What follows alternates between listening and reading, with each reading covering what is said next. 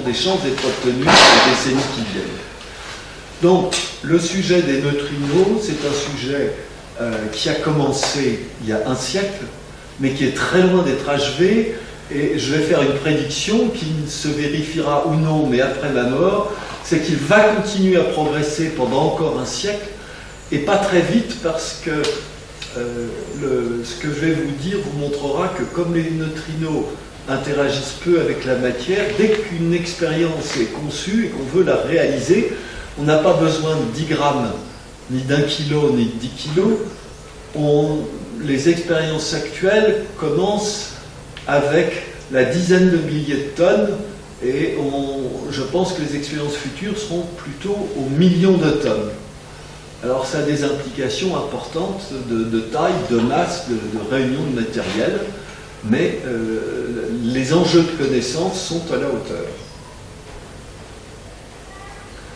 Les neutrinos, on sait maintenant qu'ils sont dépourvus, qu'ils existent, qu'ils sont dépourvus de charge électrique, qu'ils sont produits en grand nombre par les étoiles, qu'ils sont produits par les réacteurs nucléaires et qu'ils peuvent être produits par des accélérateurs de particules, pour résumer ce qui va être la trame de l'exposé.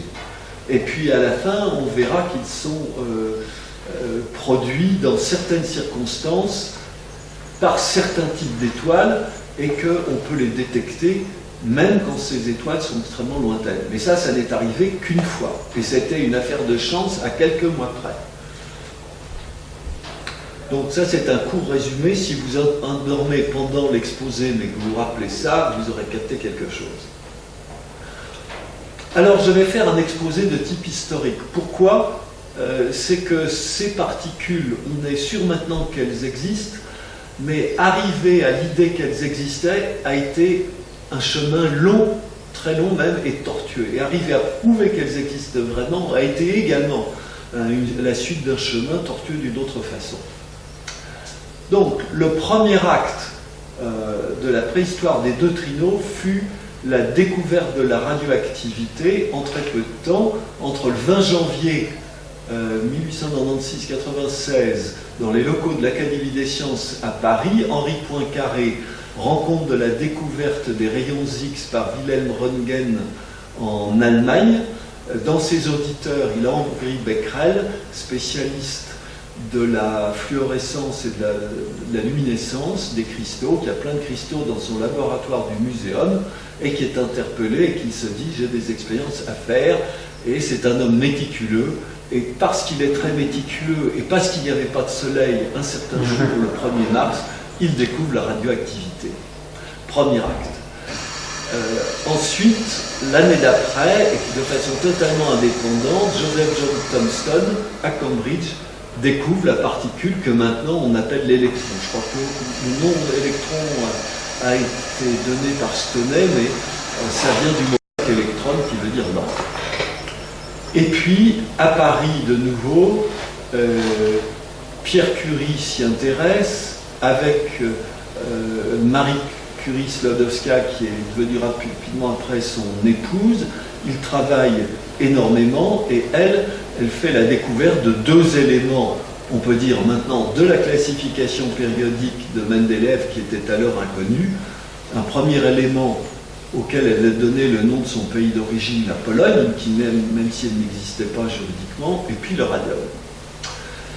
Et puis les recherches sur la radioactivité reprennent, parce qu'en Angleterre, un Néo-Zélandais qui est passé par Montréal, qui allait passer par Montréal, est très stimulé et il s'intéresse à la découverte de Röntgen et il s'aperçoit que le rayonnement émis n'est pas unique, mais qu'il est complexe. Il voit qu'il y a deux types de rayonnement, un rayonnement qu'il appelle alpha, les premières lettres grecques de l'alphabet, parce qu'on ne sait pas de quoi il s'agit, très facilement absorbé, un autre rayonnement qu'il appelle bêta, qui est plus pénétrante. Alors voici une image qui est mauvaise, mais historique, qui a été prise par Henri Becquerel en 1896. Et c'est une image photographique qu'il a obtenue de la façon suivante. Il avait plaque photographique. Sur cette plaque, il a mis une plaque de cuivre percée d'un trou en forme de croix de Malte, et le tout, il l'a enveloppé dans du papier cartonné assez épais.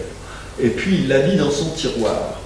Et puis il s'est dit, je vais exposer ça au soleil et voir ce qui se passe. Mais il n'y avait pas de soleil, et il s'est dit, il ne se sera probablement rien de passé, mais par souci de méthode, Henri Becquerel a quand même eu la volonté de développer et de tirer pour voir, et à sa grande surprise, bien qu'il n'y ait pas eu de soleil, il y avait une image qui montrait la croix. On la voit au bas de la photo. Et il s'est donc dit, il y a des rayonnements qui ont agi sans qu'il y ait eu besoin de soleil, sans que l'uranium, entre guillemets, ait emmagasiné quelque chose. Il a refait ses expériences et il a fini par conclure, il y a un rayonnement propre qui vient de l'uranium, on ne sait pas d'où vient l'énergie nécessaire, nous ne savons pas ce qu'est sa nature, et au bout de plusieurs semaines ou mois, rien ne semble avoir diminué. Et il a arrêté temporairement les recherches parce qu'il avait l'impression d'avoir fait le tour de la question, il n'avait plus d'idée. Donc c'est pour ça que la radioactivité a progressé avec plusieurs sortes de personnes, parce qu'il fallait que chacun apporte une nouvelle idée. Alors, la suite de l'histoire se passe en plusieurs endroits à propos de ces rayonnements émis. Il y a les rayonnements alpha qui sont peu pénétrants, qui sont vite arrêtés, les rayonnements bêta qui sont arrêtés moins vite. Mais d'autre part, un Allemand, Giesel, montre qu'il y a des rayons qui sont déviés par le champ magnétique et d'autres rayons qui ne sont pas déviés par le champ magnétique.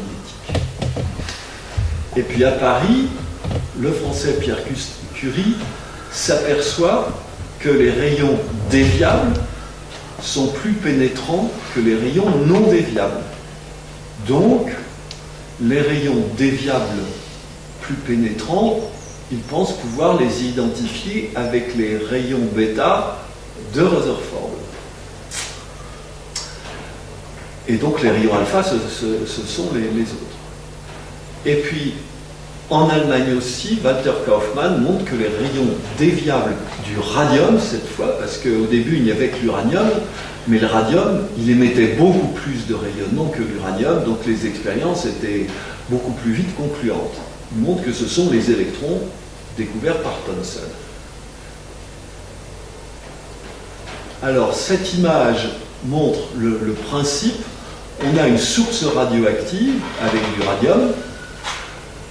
Au-dessus de cette source radioactive, il y a une plaque métallique épaisse. Cette plaque est percée d'un trou. À travers ce trou, les rayons passent. Et en fait, on sait maintenant, on sait même depuis 1900, qu'il n'y a pas deux sortes de rayonnement, mais il y en a trois. Alors les rayons dont j'ai dit il y a un instant qui étaient non déviables, les rayonnements alpha, en fait, ils sont faiblement déviables. Mais en plus, il y a des rayonnements qui sont vraiment non déviables, les rayonnements gamma, dont on a su, qui ont été découverts par le français Paul Villard, qu'en fait, ce sont des ondes électromagnétiques analogues aux rayons visibles. Donc, il y a trois sortes de rayonnements. Excusez-moi. Je fais une bêtise. Qu'est-ce qu'il faut que je fasse? Suivant. Tout en haut, suivant. En haut, en haut. Le premier en haut. Le premier en haut. Peut-être ça. Tout en haut. Voilà. Entrée. Ah oui, d'accord. Vu. Suivant. Voilà. Alors, je me demande si j'en ai pas sauté du coup. Non, c'est bien ça. Quelques années s'écoulent, les recherches à proprement parler sur la radioactivité en général continuent. Je laisse tout ce qui n'est pas directement en amont de l'affaire des neutrinos.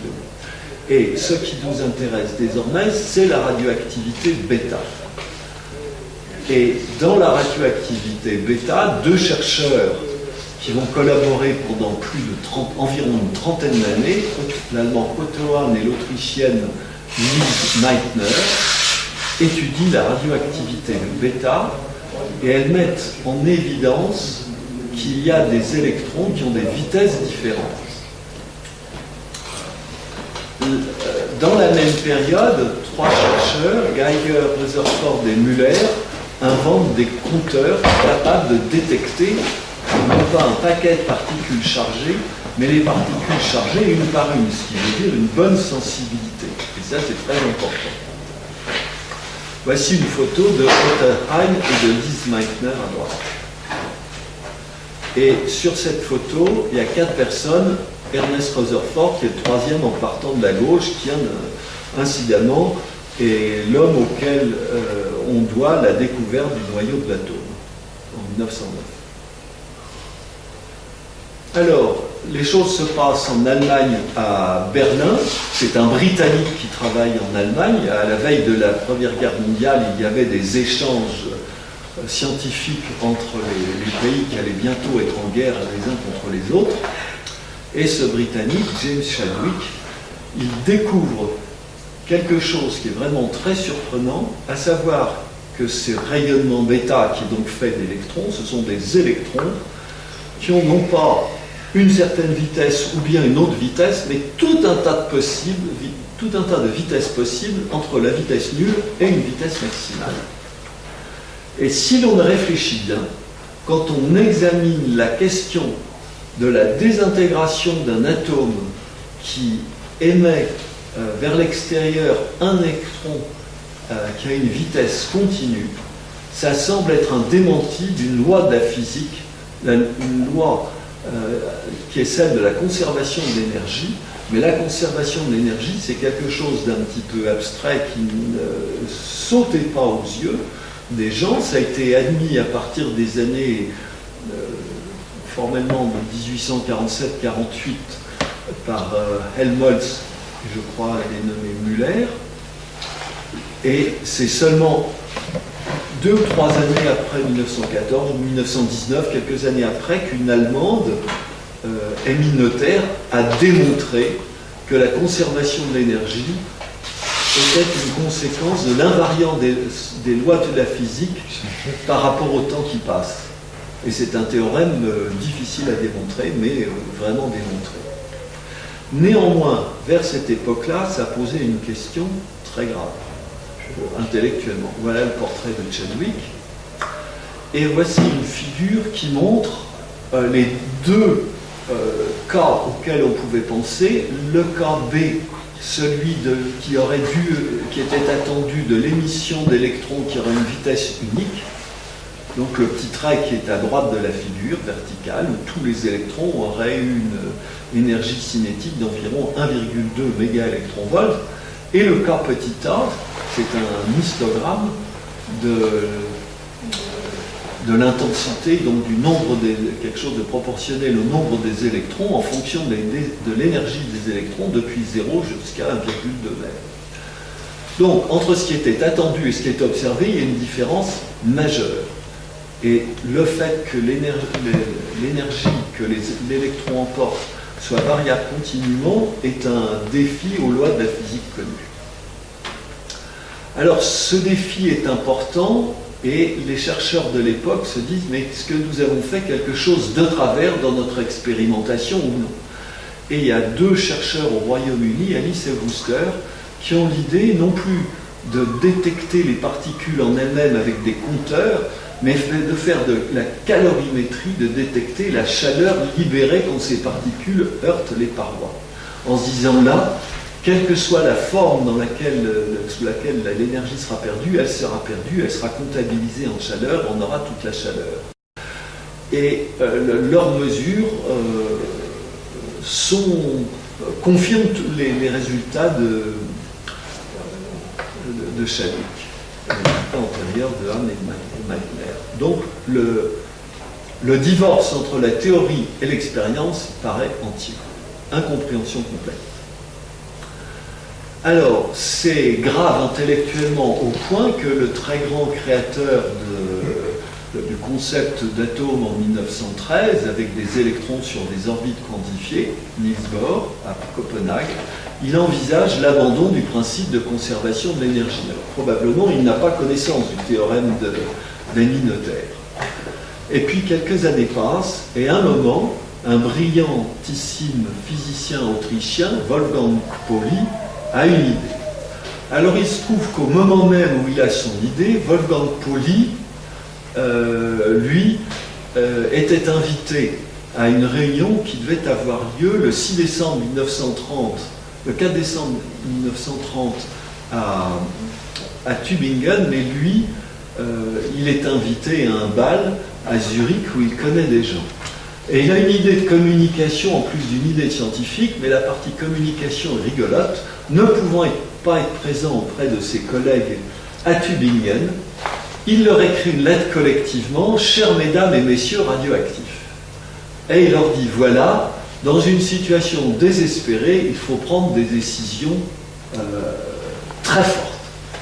Et je prends le risque, parce que je ne vois pas d'échappatoire, qui est celui de postuler l'existence d'une nouvelle particule, parce que le principe de la conservation de l'énergie me paraît à la réflexion vraiment intangible. Sinon, c'est toute la physique qui s'écroule.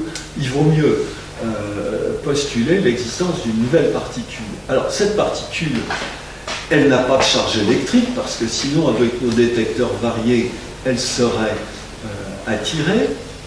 Elle a probablement une masse très faible, mais elle emporte de l'énergie, et à ce moment-là, l'énergie totale est conservée.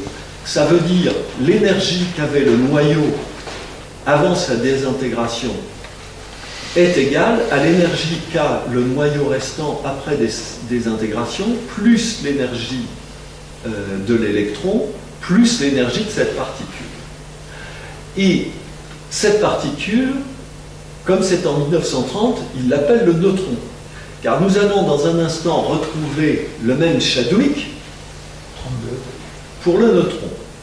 Mais entre-temps, voici une photo qui représente trois très grands physiciens de cette époque, début des années 30, Wolfgang Pauli, l'Autrichien à gauche, Werner Heisenberg, un Allemand, l'un des créateurs de la mécanique quantique, l'auteur du principe d'incertitude de Heisenberg, et le génial italien Enrico Fermi, qui à 20 ans en savait plus en mécanique quantique que tous les vieux professeurs vieux d'âge moyen professeurs de toute l'Italie, et qui a eu le prix Nobel en 1938 et qui a filé aux États-Unis.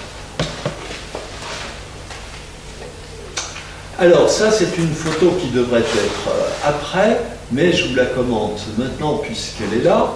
Un exemple de désintégration bêta en mettant cette particule que Wolfgang Pauli a postulée, qui est représentée sur cette figure par le symbole de la lettre grecque nu avec une barre. Le nu tout court serait le neutrino et le nu barre est l'antineutrino. Alors, quand l'électron et un neutrino sont produits ensemble, nécessairement pour une question de loi de conservation d'un nouveau nombre quantique, il s'agit d'un antineutrino plutôt que d'un neutrino. Et l'exemple, c'est celui de ce qu'on appelle maintenant le cobalt 60, qui a 27 protons et 33 neutrons. Et après, on a du nickel 60, qui a la même masse, à très peu de choses près, qui a un proton de plus et un neutron de moins. Donc fondamentalement, la désintégration bêta, c'est la transformation d'un neutron en un proton avec émission d'un électron et l'émission d'un neutrino. Et la charge se conserve parce que au départ, le neutron, il a une charge électrique neutre, et dans le monde de droite, il y a le proton qui a une charge électrique positive et l'électron qui a une charge électrique négative. Mais il faut qu'il y ait 3 corps dans le membre de droite pour que cette conservation de l'énergie soit possible. Alors le neutron dont je viens de parler, en fait, c'est lui que Chadwick a découvert, mais seulement après, en 1932. Et là, la communauté internationale, pour dire la particule que Chadwick a découverte, c'est le neutron, la particule postulée par Fermi, qu'il avait aussi appelée neutron, il va lui falloir lui changer son nom. Et du coup, Enrico Fermi propose le nom neutrino, ce qui veut dire le petit neutre, pour désigner cette particule inventée par l'Autrichien Wolfgang Pauli. Donc là, nous ne sommes plus dans la préhistoire, mais nous sommes, si je puis dire, dans l'histoire intellectuelle du neutrino. On le postule, et tout de suite après, Enrico Fermi, alors qu'il ne l'a jamais vu ni personne, eh bien, il élabore une théorie de la désintégration d'état qui s'appuie sur le neutrino. Cette image-là, elle donne tout de suite une idée de ce qui est apparu au fil des ans, mais en fait, dès l'année 1934, c'était relativement clair. J'ai parlé des particules facilement absorbées, les particules alpha, et on sait maintenant que ce sont des noyaux d'hélium. On sait depuis Rutherford, et un peu avant, au début des années 1900. Les particules bêta, qui sont un peu moins facilement absorbées par une petite feuille d'aluminium.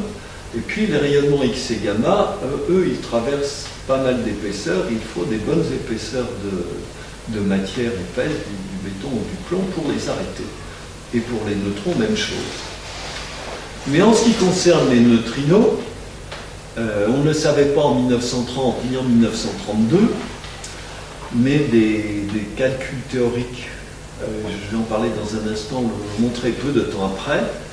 Si cette particule existe, alors on peut être sûr, des scientifiques sont persuadés, que les neutrinos seraient extraordinairement peu arrêtés par la matière.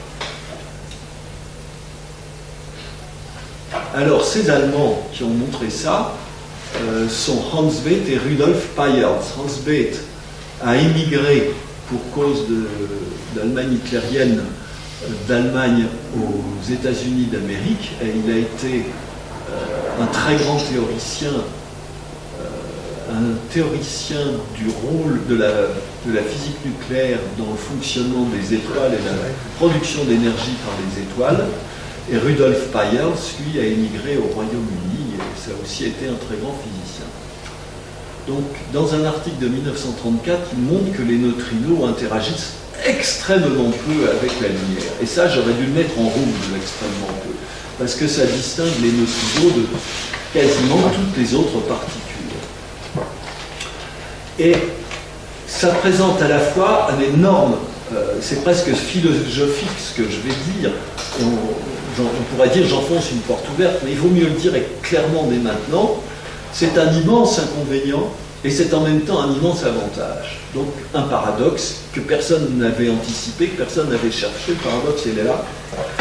Un immense inconvénient parce que des particules qui interagissent très peu avec la matière, elles sont très difficiles à détecter. Mais comme elles interagissent extrêmement peu avec la matière, on peut se dire aussi qu'elles vont traverser l'espace en venant de très loin et en apportant de l'information sur des événements qui se passent très très loin dans l'univers. Et cette idée, elle justifie le titre que j'ai donné des passe-murailles à l'échelle de l'univers. Alors en 1937, un Italien génial, et ce n'est pas moi qui dis qu'il était génial, c'était Enrico Fermi, qui dès qu'il l'a vu s'est dit cet homme-là, il est absolument phénoménal. Enrico Ettore Majorana réfléchit lui aussi sur ce qu'est un neutrino, mais encore une fois, il ne l'a pas vu, personne ne l'a jamais vu, ni indirectement par aucun appareil de physique, et il se dit, mais c'est une particule qui pourrait être sa propre antiparticule, puisqu'elle est neutre.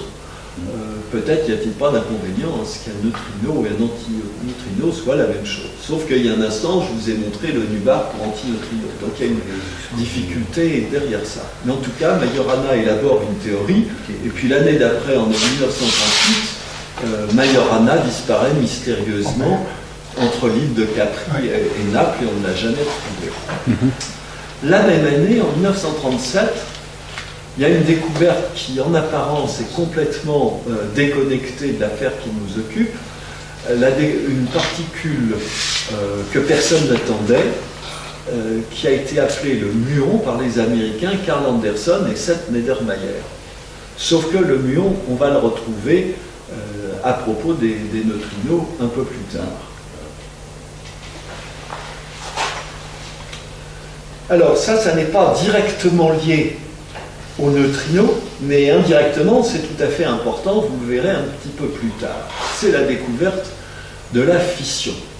Et là, nous sortons de la science pure parce que les enjeux apparaissent vite comme énormes et la bombe atomique se profile. En décembre 1938, 3 savants de premier plan, Otto Hahn, Lise Meitner, que nous avons déjà vu, et puis Strassmann, dont je n'arrive pas à retrouver le prénom, découvrent quelque chose que beaucoup de chercheurs auraient voulu découvrir, mais autour duquel ils ont tourné parce que leurs résultats étaient constamment déconcertants et surtout instables.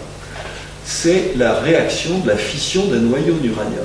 Alors un résultat instable parce qu'un uranium donné, un noyau donné unique, va se désintégrer en 2 noyaux, l'un et l'autre instables, donc radioactifs, plus 1, 2, ou 3, ou 4, ou 5, ou 6, ou 7 neutrons.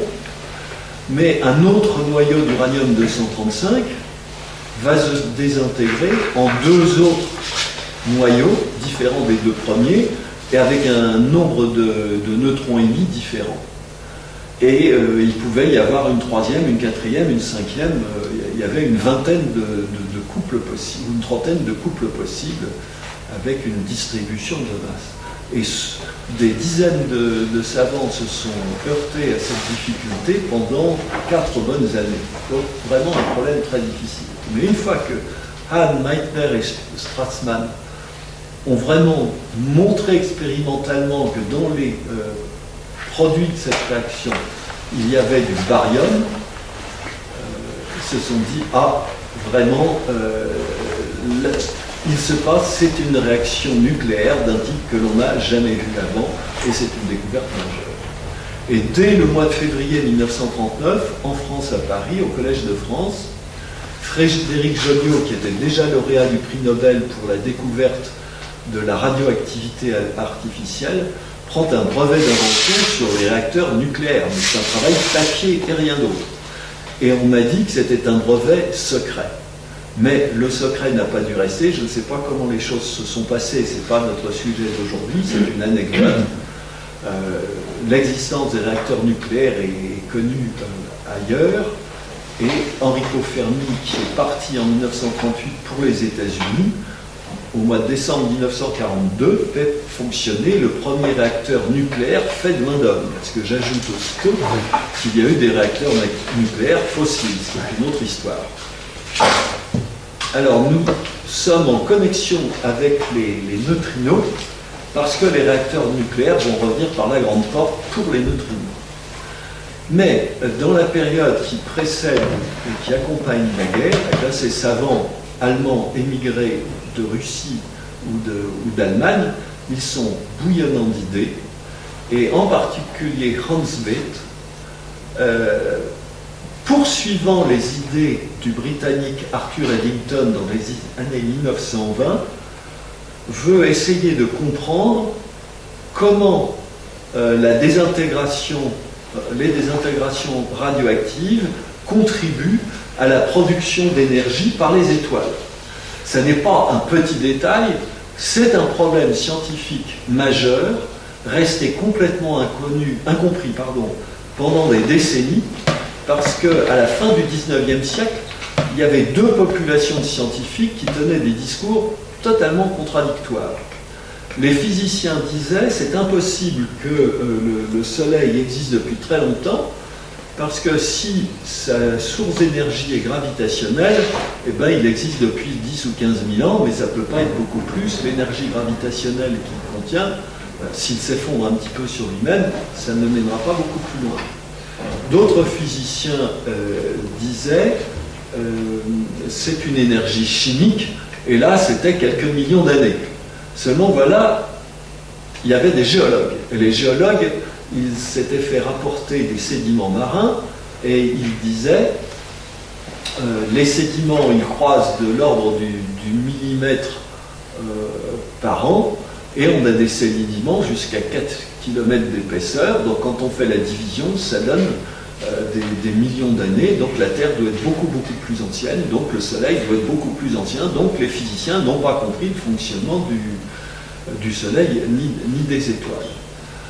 Et Eddington, lui, avait compris qualitativement avec l'équation E égale mc2 de Albert Einstein, qui avait sans doute là un gisement d'énergie considérable, mais les détails, il ne les avait pas compris.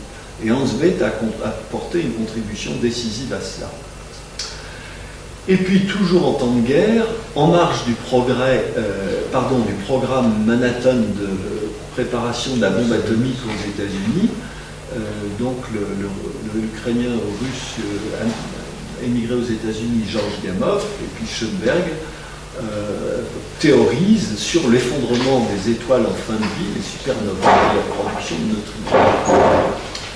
Donc, il y a pas mal de réflexions qui se font sur les neutrinos, mais on est toujours dans une particule hypothétique. Elle n'a jamais été prouvée expérimentalement encore. Alors là, c'est un dessin plus moderne, plus récent que celui qu'a pu faire Gamow, qui schématise une vue, bien acceptée maintenant, sur ce qu'est la production d'énergie et la transformation des noyaux au cœur d'une étoile comme le Soleil. Tout à fait à gauche, j'ai le point de départ, tout à fait à droite, j'ai le point d'arrivée. Ce qu'il faut noter, c'est que le point de départ à gauche, il y a 4 noyaux d'hydrogène alias protons, et que sur ces 4, on en retrouve 2 à droite. Donc c'est une réaction que j'appellerais partiellement autocatalytique, mais partiellement seulement. Le bilan, puisque c'est en termes de bilan qu'il faut raisonner, c'est que c'est une réaction qui globalement consomme 2 protons, 2 noyaux d'hydrogène léger. Alors les petites étoiles, ça désigne des états intermédiaires à vie très courte, du genre 10 puissance moins 20 ou moins 21 ou moins 22 secondes, ou moins 16 secondes plutôt, parce que c'est une réaction celle-là qui n'est pas extraordinairement rapide. Et il y a la production de deutérium, 2 en exposant H, alias deutéron. Et la représentation dans ce graphisme-là, le rouge désigne le proton, le noyau de l'atome d'hydrogène léger, le bleu désigne le neutron. Donc le deutérium, c'est la combinaison, c'est l'alliance entre un proton et un neutron avec une liaison très forte qui est quand même difficile à casser.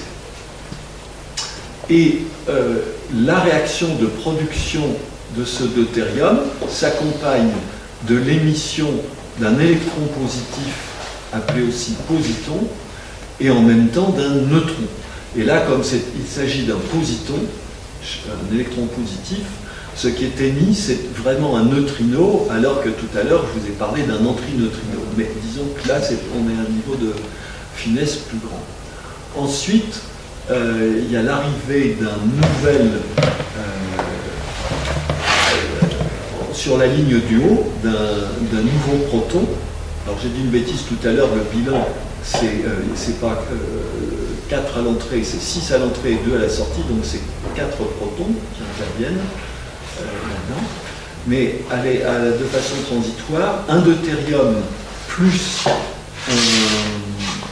un proton va donner un noyau d'hélium 3, lequel est dans un état nucléaire excité, il produit un rayonnement gamma, et puis 2 noyaux d'hélium 3 se rencontrent, fusionnent, ils donnent un noyau d'hélium 4 qui recrache 2 protons. Et Bethe a montré que ce cycle global-là était faisable, était exothermique, premier résultat. Et deuxième résultat très important, la première étape qui est la rencontre de 2 protons pour donner un deutérium, elle a vraiment lieu et elle a lieu tout le temps, mais à l'échelon microscopique, elle est extrêmement improbable. Et donc si le Soleil marche comme ça, eh bien c'est parce qu'il a une masse très très grande. Mais si c'était une réaction aussi courante que beaucoup d'autres réactions nucléaires, alors notre Soleil aurait disparu déjà depuis des milliards d'années. Donc il y a à la fois beaucoup de masse et beaucoup de lenteur, mais un événement lent, donc ou très rare, mais pris dans une masse absolument gigantesque, ça donne la production d'énergie que le Soleil fait. Et dans ce bilan, eh bien, il y a la production de 2 neutrons associé à la consommation de 4 protons. Ce rapport entre les protons consommés, les 4 protons consommés, les 2 neutrons et puis un atome d'hélium 4, eh bien, c'est intéressant parce que ça permet de relier le nombre de neutrons à l'énergie associée, enfin l'énergie émise sous forme de rayonnement de gamma, qui va être transformée en chaleur, enfin des photons de gamma qui vont être absorbés, réunis, réabsorbés, chaque fois des énergies différentes, jusqu'à ce que l'énergie sorte du Soleil.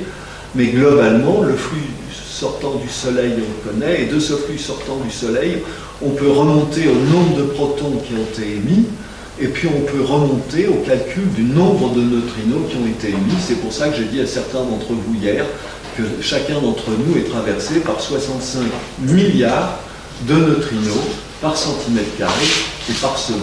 Ça fait beaucoup, mais malgré ce nombre énorme, il y a un neutrino dans notre vie, ou 0 ou 2, un nombre minuscule, qui interagira, qui aura une réaction nucléaire forte avec un autre atome de notre corps, en provoquant localement un mini désordre.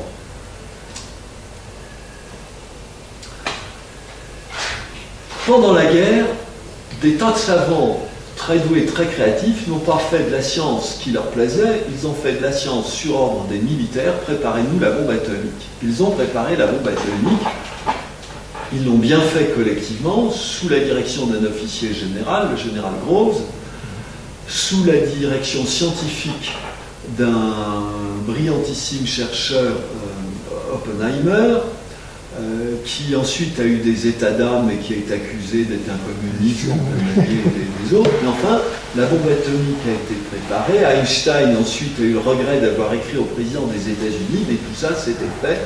La bombe Einstein a été larguée à Hiroshima, une autre a été larguée à Nagasaki avec les résultats que l'on connaît. Tout un tas de réflexions de physique fondamentale faites en temps de guerre ont été rendus classés secret défense, parce qu'en temps de guerre, on a tendance à tout classer secret. Et même après la guerre, il y avait la guerre froide avec l'Union soviétique, et là aussi, classement au secret. Parmi tous ces scientifiques émigrés aux États-Unis, il y avait un Italien fort talentueux, Bruno Pontecorvo, qui a une idée à propos des neutrinos solaires, donc à propos de la construction intellectuelle que je viens de présenter venant de Hans Bethe, en se disant ces neutrinos solaires, ils devraient d'abord atteindre la Terre, aller partout dans l'univers, en particulier sur Terre, et on devrait pouvoir les détecter de la façon suivante, en ayant un réservoir contenant du chlore. Le chlore est fait à peu près pour les trois quarts de chlore 35 qui ne nous servira à rien, mais le dernier le chlore 37 voulant dire la masse totale, et la différence entre 35 et 37, c'est que le chlore 37 a le même nombre de protons, mais a 2 neutrons de plus que le chlore 35. Et ce noyau est capable de réagir avec un neutrino pour donner un électron et un atome, un noyau radioactif de masse 37 d'un élément qui est gazeux parce qu'il fait de la partie de la famille des gaz nobles ou des gaz rares, à savoir l'argon. Il publie un document au Canada et ce rapport est maintenu secret. Et puis 3 ans après, un Américain publie un rapport sans jamais avoir lu le travail de secret de Pontecorvo, et il a à peu près la même idée. Donc, on n'a jamais vu de neutrinos, mais Bethe a convaincu les savants de son temps que le Soleil produisait des neutrinos, et 2 savants, indépendamment l'un de l'autre, ont l'idée que les neutrinos solaires, on doit les détecter de cette manière-là. Ce sont des travaux papier. Parmi tous les gens qui ont bien travaillé en temps de guerre, toujours pour le programme de la bombe atomique, il y a un Américain qui s'appelle Frederick Rice. Et son chef scientifique du temps de guerre admettrait bien que la Terre nue, il puisse faire, comme c'est un bon physicien, la physique qu'il a envie de faire, pourvu que ça soit novateur et créatif. Et il lui dit, réfléchissez à quelque chose qui vous intéresse. Et Frederick Rines va trouver son chef en disant, voilà, j'ai une idée. Les neutrinos, je sais, par tous les travaux théoriques faits avant moi, qu'ils interagissent extrêmement peu avec la matière, mais quand il y a une bombe atomique, en un rien de temps, il y a énormément de désintégrations radioactives qui se produisent, et donc de façon instantanée, il y aura une énorme quantité de neutrinos qui sont produits, et si sur cette énorme quantité, il y en a quelques-uns qu'on détecte, ça sera bien, j'aurais prouvé que les neutrinos existent. Et le chef a la sagesse de ne pas lui dire « votre idée est folle, elle ne marchera jamais », il lui dit approfondissez votre idée, puis revenez voir avec un projet détaillé.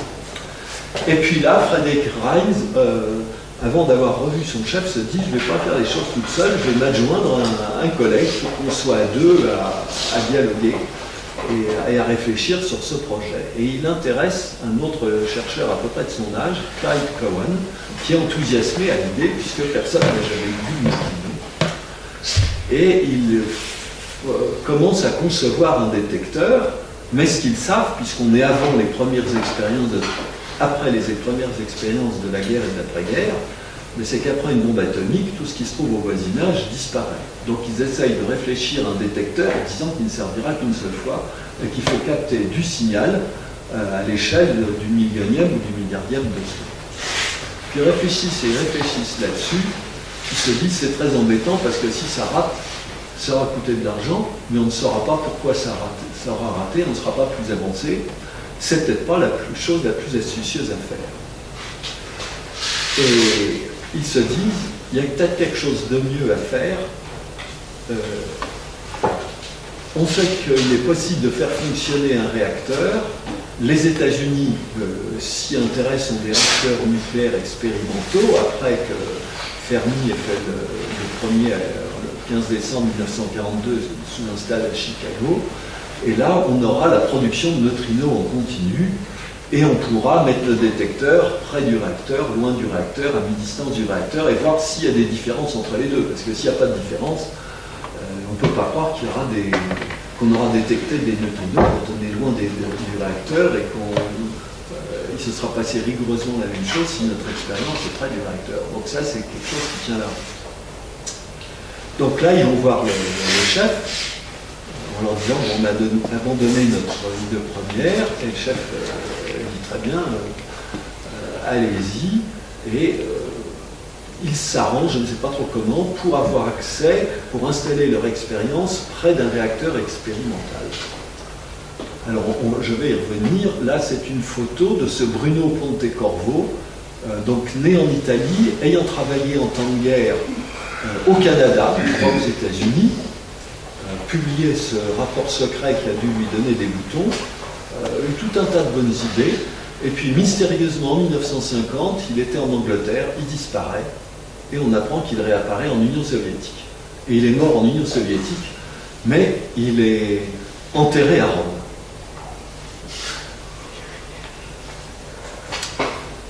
Alors, toujours la deuxième étape vers la première détection des neutrinos.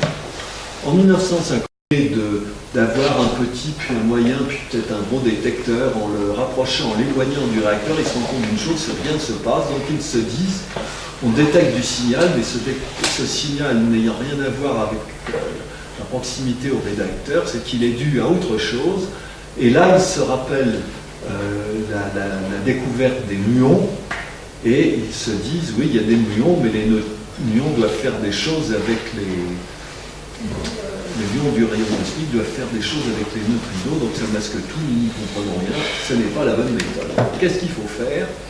Eh bien, il faut reprendre notre détecteur à l'améliorer, mais en même temps, il faut nous mettre auprès d'un réacteur qui produit beaucoup plus de neutrinos parce qu'il produit beaucoup plus de neutrons. Il y a proportionnalité entre les deux. Et là, ils abandonnent Hanford et ils vont auprès d'un réacteur situé en Caroline du Sud qui est à Savannah River. Et là, leur manip marche. Et je vais y revenir. Mais regardez les deux dernières lignes, parce que ça, c'est vraiment la chose qui est fracassante. Ce sont les ordres de grandeur. On ne peut pas se passer les chiffres. Dans 1 heure, il détecte 3 neutrinos. Mais pour 3 neutrinos, il y a eu 3 neutrinos détectés, mais il y a eu 3 10 puissance 23 neutrinos émis.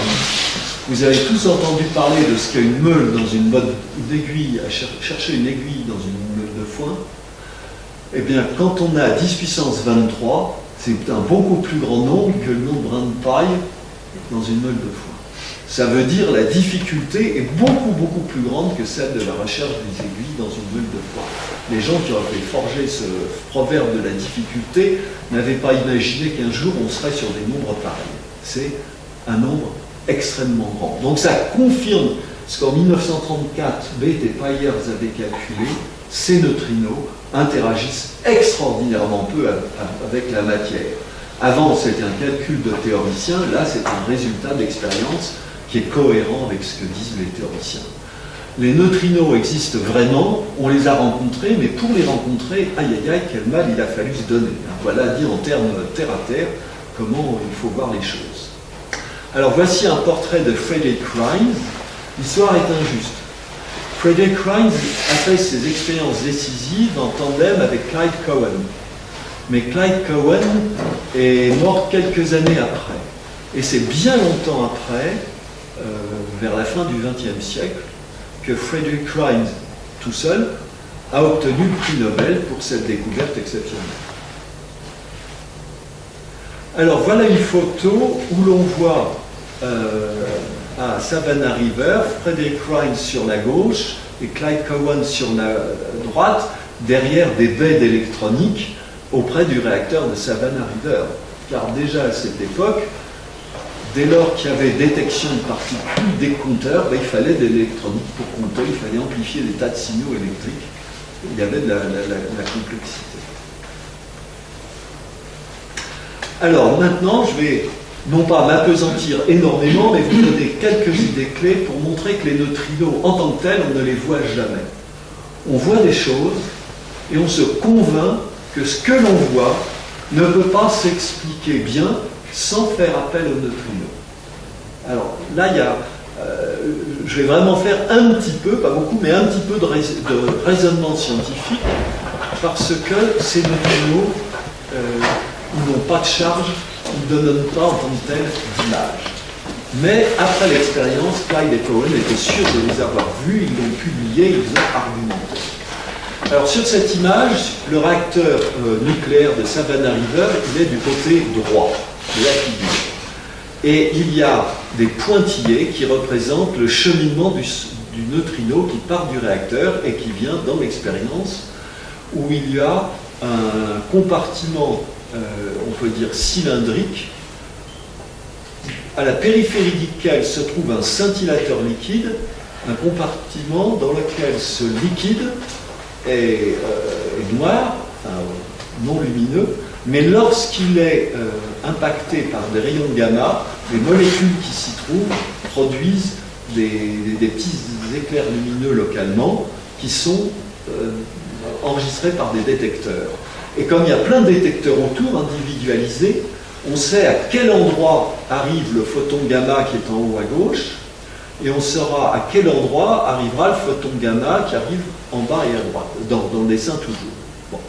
Mais la même chose vaut pour le photon gamma qui arrivera, oui j'ai dit en haut à gauche, et là je vais dire en haut à droite, et puis en bas vers le milieu de la figure. Donc il y a 4 rayons gamma qui sont attendus. Et là intervient un concept qui était déjà bien rodé en physique nucléaire. Pour détecter des événements, on s'occupe de coïncidences ou de quasi-coïncidences, des événements qui ont lieu à la fois. Alors, ayant dit cela, j'entre maintenant dans l'événement qui va avoir lieu. L'événement qui a lieu, c'est une réaction physique nucléaire, qui est la suivante. Un antineutrino tape sur une molécule d'eau, et en fait, il tape sur un proton. La plupart du temps, il ne se passe rien, ça on sait bien. Mais une fois de loin, la collision va donner la réaction nucléaire. Et cette réaction nucléaire, il y a disparition, dans cette réaction, il y a disparition du antineutrino, il y a disparition du proton, il y a apparition d'un neutron et il y a apparition d'un électron positif. L'électron positif dans de l'eau, c'est un intrus. Dans de l'eau, il y a des particules chargées positivement qui sont les noyaux d'hydrogène, les noyaux d'oxygène, et puis énormément d'électrons. Et d'électrons chargés négativement. L'électron positif, assez vite, il a parcouru au plus 1 centimètre, il va rencontrer un électron négatif, et un électron positif plus un électron négatif, c'était déjà connu, ça donne une annihilation. Il n'y a plus de masse après, il y a de l'énergie, parce que Einstein et sa relation E égale mc2 s'appliquent. Le contenu de masse de l'électron positif plus le contenu de masse de l'électron négatif devient de l'énergie pure qui est partagée entre les deux rayons gamma qui sont sur mon dessin, en haut vers la droite et en bas vers le milieu. Et ces deux rayons gamma, ils sont à l'échelle de la nanoseconde ou même plus courte, émis strictement ensemble. Et là, l'électronique rapide permet de détecter les instants où ils arrivent, et ça doit être synchrone à peu près au milliardième de seconde près. Et puis donc, comme je l'ai dit, on détecte où. Et ça, c'est l'événement qui arrive en premier. Et puis, le neutron qui est émis, il est neutre. Donc le neutron, il subit une sorte de jeu de quilles quand il se balade au milieu des molécules d'eau. C'est-à-dire, il a ce qu'on appelle un choc élastique. Il garde son énergie, mais chaque fois, il change d'orientation. Il a une trajectoire en zigzag. Donc c'est un peu plus compliqué que le jeu de quilles, où il se promène dans une mer de quilles en continuant sa promenade. Et puis, il y a un moment où il arrive tellement près d'un proton que... non, il passe près des molécules d'eau, mais j'ai oublié de vous dire, et c'est très important maintenant, que dans cette molécule d'eau, il y a un soluté du dichlorure de cadmium. Et ce qui était déjà connu à l'époque, c'est que le cadmium est un grand absorbeur de neutrons, et ça on le savait depuis longtemps, puisqu'on utilise des barres de cadmium pour absorber les neutrons dans les réacteurs nucléaires. Donc tout ça s'appuie sur un savoir-faire qui tourne autour des réacteurs nucléaires. Et quand le neutron est absorbé par le cadmium 108, il y a la réaction chimique qui est écrite en dessous.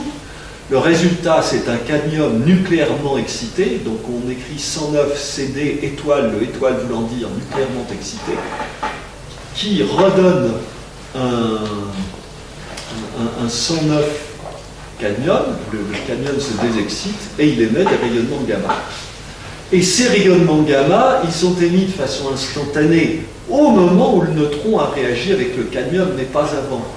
Or, le temps que le neutron aura mis pour aller depuis sa rencontre, depuis la disparition du neutrino jusqu'à sa rencontre avec le cadmium, vous pouvez imaginer qu'il sera d'autant plus court que la probabilité de rencontrer un cadmium sur son chemin sera grande. Et cette probabilité sera plus grande s'il y a beaucoup de cadmium que s'il y en a peu. Donc pour que les résultats d'expérience soient convaincants, Kleist et Cohen, ils n'ont pas utilisé un seul réservoir, mais enfin peut-être le même, mais ils l'ont mis avec plusieurs solutions différentes d'eau contenant des concentrations différentes de chlorure de cadmium qu'ils connaissaient. Et ils ont vérifié que le temps écoulé entre l'émission des deux premiers et des deux derniers gamma était d'autant plus long que la solution de cadmium était pauvre en cadmium. Et si la solution était riche en cadmium, la probabilité de rencontre du neutron et du cadmium était plus grande et le temps écoulé était plus court. Donc voilà, ils ont eu tout un tas d'indices comme ça qui leur montraient que vraiment il y avait pas mal de choses, 4 choses qui étaient cohérentes avec l'idée que c'était bien la désintégration d'un neutrino qui avait eu lieu. Et non seulement eux, ils ont été convaincus, mais leur publication a convaincu leurs lecteurs. Et en particulier, Wolfgang Pauli, qui avait postulé le neutrino en 1930, les a félicités en leur disant « ça y est, vous l'avez trouvé ». Alors, voici une photo qui remonte les phototubes d'observation du liquide scintillant utilisé dans cette expérience auprès du réacteur selon le schéma que je viens de donner. Alors, le neutrino, nos yeux ne le voient pas, mais au-delà du fait que nos yeux ne le voient pas, c'est quand même un objet bien étrange. Et avant que toute cette étrangeté ait été révélée, le même Pontecorvo, alors qu'il était cette fois en Union soviétique et plus au Canada, ou en Angleterre, a une idée vraiment étonnante, l'hypothèse de l'oscillation des neutrinos. Et ça, c'est quelque chose d'aussi incompréhensible que tout un tas de phénomènes de la physique quantique. Et je vous dirai tout à l'heure quel sens il faut donner à ce mot, mais il l'a eu assez tôt, et je ne sais pas bien sur quelle base de réflexion.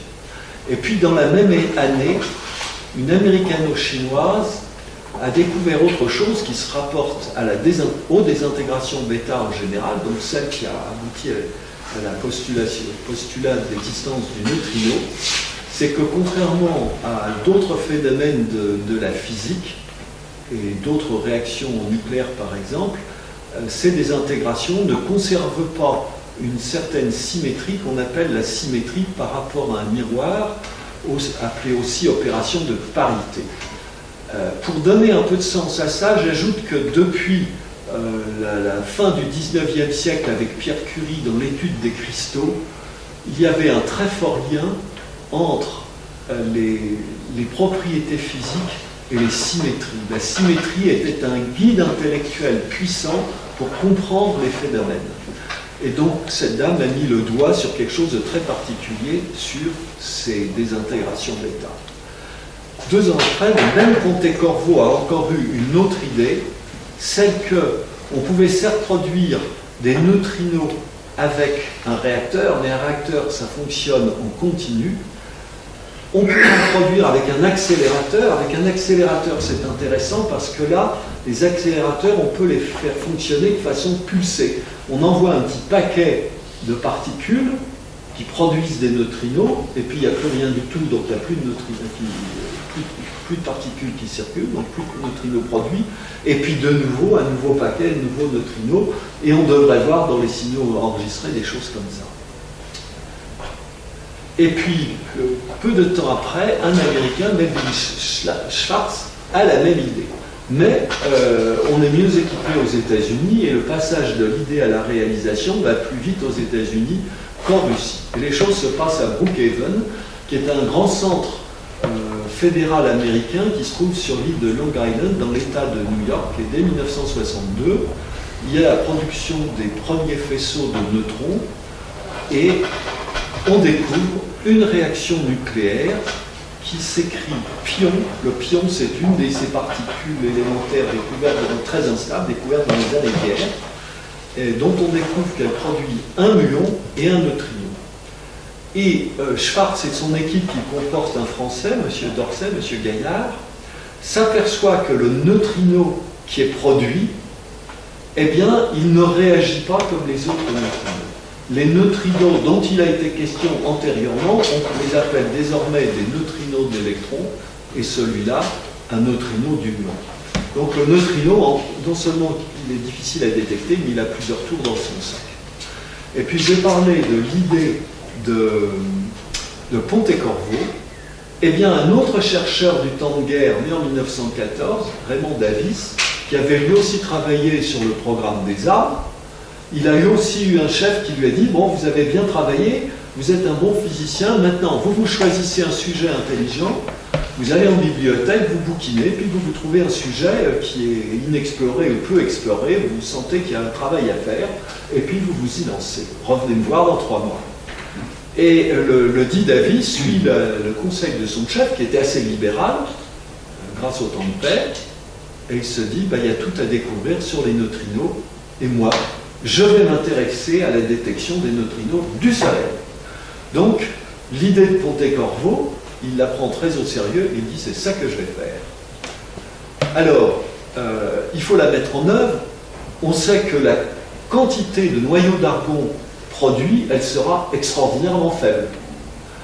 Cet argon, il sera produit au milieu d'un liquide qui sera un composé de chlore.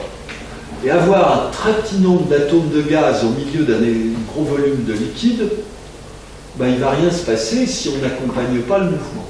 Accompagner le mouvement, en l'occurrence, ça voudra dire faire passer un gaz non radioactif, puisque cet argon, ben, il est prévu qu'il soit radioactif, pour entraîner l'argon radioactif, le faire passer dans un compteur de radioactivité, donc avoir un effet d'entonnoir en partant d'un gros volume pour arriver à un petit volume et concentrer toute la radioactivité de l'argon 37 dans ce tout petit volume et faire du comptage. Ça, c'est l'idée. Alors Raymond Davis, il prépare son expérience avec soin. Ça se passe aussi à Brookhaven. Et il prend quelque chose qui est connu maintenant comme détachant, enfin maintenant interdit, mais autrefois j'ai utilisé moi-même au nettoyage à sec comme détachant, le perchloréthylène. 3800 litres, c'est quand même déjà une bonne quantité. Eh bien, son expérience, là aussi, ne marche pas, pour la même raison que l'expérience la première expérience de Clyde, de Rice et Cowan, sont les effets des rayons cosmiques. Donc, il conclut, quant à lui, il faut que je fasse mes détections non pas près d'un grand centre nucléaire en surface, mais au fond d'une mine pour éviter les rayons cosmiques qui arrivent de l'espace. Et alors, il se met au travail d'abord pour rechercher une mine désaffectée, un endroit où il y a déjà un trou qui soit fait, et puis une excavation profonde où il pourra mettre un détecteur. Et puis en ayant refait ces calculs de sensibilité, c'est plus de 3000 litres, mais plus de 300 000 litres de perchloréthylène. Donc il y a un changement d'échelle. On est déjà dans les gros volumes. Et puis la construction, ça dure quand même une bonne année. Et il lui faut un très bon compteur. Et là, quelques photos. La galerie souterraine de la mine de Homestake, dans le Dakota Sud. Je crois que c'était une mine d'or. Et puis, le réservoir, mais il était tellement grand, et puis il y avait un puits vertical, il aurait été trop grand pour passer d'une seule masse, donc on a assemblé les morceaux tout au fond de la mine. Et vous voyez, ça fait 57 ans, 47 ans. Et ça, c'est un dessin qui montre l'ensemble de ce qui était prévu, et on l'appelle Observatoire solaire de neutrinos de Brookhaven, parce que cette mine, c'était comme une annexe du laboratoire de Brookhaven. C'est dans le Dakota, c'est au moins 2000 km, mais rattaché administrativement à Brookhaven. Et donc, l'un des éléments clés, vous le voyez en haut à droite, Helium Circulating System, système de circulation d'hélium, pour entraîner l'argon 37 qui doit être entraîné. Et puis, il y a de l'eau pour le blindage vis-à-vis des neutrons qui peuvent se balader dans le sous-sol. Parce qu'en dehors des rayons cosmiques, dans les sous-sols, il y a de l'uranium et du thorium, ce sont des éléments radioactifs et ils se désintègrent par des effets de cascade pour devenir du plomb. Mais entre-temps, il y a de la bousculade d'espèces radioactives qui peuvent fausser les résultats. Il faut que si on détecte quelque chose, ça soit dû aux neutrinos en provenance du Soleil et pas d'autre chose. Les grands soins ont été pris pour ça. Alors en 1968, au bout de 2 ans, ils ont un premier résultat de leur expérience. Il y avait eu une prédiction qu'avec 520 tonnes de chlore, correspondant aux 380 000 litres, il y aurait 2 à 5 neutrinos qui seraient détectés par jour. Ça ne fait pas beaucoup. Et ce qui a été mesuré, c'est sensiblement moins, un peu moins de 0,5 neutrinos par jour. Et puis, Davis et ses collaborateurs refont leurs calculs et refont leurs vérifications, mais comme c'est très peu de neutrinos produits par jour, on ne fait pas la collecte des noyums d'argon tous les jours, on la fait plutôt tous les mois. Il y a un compromis, il faut en recueillir le plus possible, mais il ne faut pas non plus attendre que les noyaux d'argon produits se désintègrent. Donc c'est un temps caractéristique qui est plus petit que la période de l'argon 37, mais je ne sais plus ce que c'est. Et leur publication dit qu'il y a un déficit de neutrinos solaires.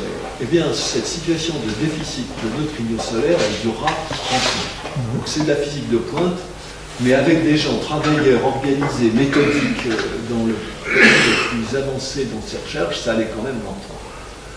Alors, face à ce paradoxe, et on sait déjà que les neutrinos sont difficiles, eh bien, il y a des chercheurs qui se disent il faut faire une autre expérience pour détecter des neutrinos solaires.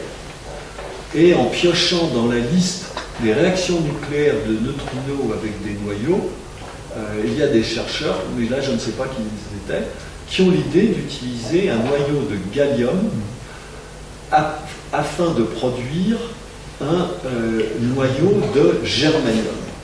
Alors le germanium, lui, ça n'est pas un gaz, mais il est susceptible d'entrer dans la composition d'un gaz pour donner le germane de formule GeH4, analogue au silane de formule chimique SiH4, analogue au méthane CH4. Et il y a également production d'un électron. Là où les choses se corsent, c'est que comme avec l'expérience de Davis, il faut du gallium au départ, mais il en faut beaucoup, toujours à cause de la très faible probabilité de réaction avec les neutrinos. Et 30 tonnes de gallium, c'est la production mondiale annuelle de gallium, et on le met dans une cuve sous forme de trichlorure de gallium. Mais là, instruit par la précédente expérience de déficit de neutrinos, avant ou après ou en parallèle avec la mise en service de l'expérience, il y a une expérience auxiliaire dite de calibration. Cela signifie que l'on a pris un élément qui s'appelle le chrome, une variété de ce chrome qui s'appelle le chrome 50. Ça veut dire que le nombre de protons plus le nombre de neutrons de ce chrome totalise 50. Ce chrome 50 est stable, donc on a fait une séparation isotopique du chrome qui est quelque chose de très inhabituel, qui n'avait jamais été fait avant. Et puis ce chrome 50, on l'a mis dans un réacteur, on l'a irradié aux neutrons, ça a produit un chrome 51 radioactif, qui est intéressant parce que lui produit plein de neutrinos et il ne produit pas de rayons gamma ou d'autres particules qui seraient trop gênantes. En tout cas, s'il en produit, il produit des particules que l'on élimine facilement. Et avec le chrome 51 radioactif en quantité connue, qui émet un nombre de neutrinos connus, eh bien on a détecté un nombre de noyaux de germanium 71, 71 produits conformes à la prédiction. Donc la physique globale de l'expérience marche. Si on a un déficit, ça ne sera pas de la faute de l'expérience. Ça sera ou bien de la faute des neutrinos, ou bien de la faute du Soleil. Alors je ne dis pas ça par hasard, parce que c'est la suite de l'histoire. Alors voilà, je reste sur ça, c'est une photo du réservoir de trichlorure de gallium. Et les gens qui ont l'expérience du trichlorure de gallium, ils ne doivent pas être extraordinairement nombreux en dehors de quelques laboratoires de chimie. Bon, il y a d'autres gens qui se disent, nous allons essayer de voir les neutrinos, mais encore par une autre méthode. Alors là, l'idée, c'est que les neutrinos qui viennent du Soleil, ils ont une direction. Et ces neutrinos, ils traversent toute la Terre facilement. Et vos oreilles doivent se dresser parce que dire que quelque chose traverse toute la Terre, en dehors des voyages de Jules Verne, c'est incroyable. Les neutrinos font exception, vraiment, ils peuvent traverser toute la Terre. La plupart traversent toute la Terre. Et les neutrinos qui viennent dessous la Terre, ils arrivent sur un détecteur qui contient 50 000 mètres cubes d'eau, mais avant d'avoir atteint ce détecteur, en fait, ils auront rencontré d'autres noyaux et ils auront fabriqué des muons. Et ces muons vont arriver dans le détecteur et ils vont faire des réactions chimiques, des réactions nucléaires qui produisent des rayonnements qu'on appelle du rayonnement de Cherenkov. Et le rayonnement de Cherenkov, c'est encore un effet curieux qui est dû à la relativité, enfin qui fait partie de la physique, mais qui s'explique par la relativité. C'est un rayonnement qui est ce sont des particules qui vont plus vite que la lumière dans l'eau. Elles vont moins vite que la lumière dans le vide, mais dans l'eau, la vitesse de la lumière est plus petite que la vitesse de la lumière dans le vide. Donc ce n'est pas un complet paradoxe. Et cette lumière émise, on la détecte, cette lumière, elle renseigne sur la direction des muons, mais du coup, elle renseigne sur la direction des neutrinos. Et on a bien vu que la direction moyenne des neutrinos détectés, eh ben, elle correspondait à la direction du Soleil qui était sous la Terre. Donc cet aspect des choses est positif, par contre, il n'y a toujours pas assez de neutrinos. Aïe, aïe. Alors, il y a une quatrième expérience qui a été faite dans une ancienne mine de nickel au Canada. J'ai été moi stagiaire dans la Société internationale nickel, qui était une riche société qui possédait cette mine et qui était un très gros exploitant de nickel. Et là, on a mis non pas de l'eau ordinaire, mais de l'eau lourde. L'eau lourde, c'est de l'eau dans laquelle, à la place des atomes d'hydrogène ordinaires, il y a des atomes d'hydrogène lourds, alias deutérium. Et cette eau lourde, on l'a entourée de 7000 tonnes d'eau légère pour éviter plein de réactions parasites. Et le tout est entouré de photomultiplicateurs. Et la réaction qui doit avoir lieu, c'est la réaction d'un deutérium plus un neutrino électronique qui doit donner proton plus d'électrons. Et là encore, on a un déficit du nombre de réactions détectées. Et là, les physiciens ont la preuve qu'il se passe que Pontecorvo avait dit qu'on savait qu'il y avait deux sortes de neutrinos, mais là, ce que l'on comprend, c'est que les neutrinos qui arrivent ne sont pas des neutrinos électroniques émis par le Soleil, mais c'est un mélange de neutrinos électroniques, de neutrinos associés aux muons et de neutrinos associés à une troisième particule qui a été découverte par l'américain Pearl, qui s'appelle la particule tau, le neutrino du tau.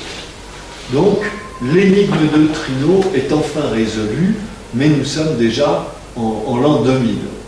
Et on n'est pas à la fin de l'histoire. Alors, voilà une photographie du système des 400 détecteurs. Alors, ça, c'est l'expérience japonaise pour détecter la lumière de Cherenkov. Donc, les neutrinos, ils existent, ils peuvent venir du Soleil, ils peuvent venir de très loin. Hans Bethe avait prévu que dans les explosions de supernova, il y aurait émission de plein de neutrinos.